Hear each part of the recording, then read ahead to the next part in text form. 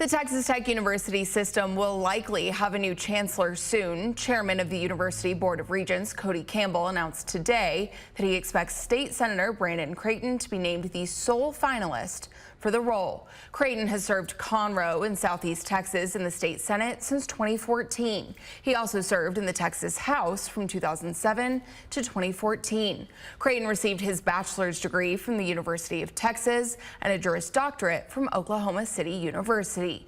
It was reported Thursday by the Texas Tribune that Senator Creighton and Lubbock Congressman Jody Arrington were among the candidates to replace current Chancellor Ted Mitchell after Dr. Mitchell announced plans to retire at the end of the year.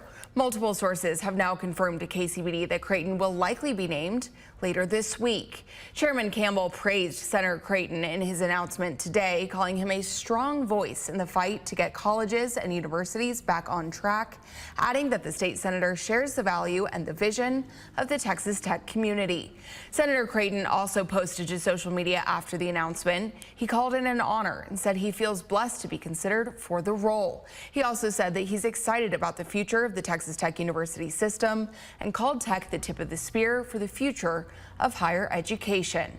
Lubbock Congressman Jody Arrington, who Creighton was reportedly in the running against for chancellor, also congratulated the state senator. He said he's ready to help him bear our banners far and wide in the nation's capital and beyond.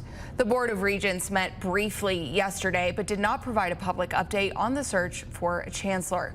A source told us here at KCBD that a public announcement of the selection will likely be made by Thursday this week.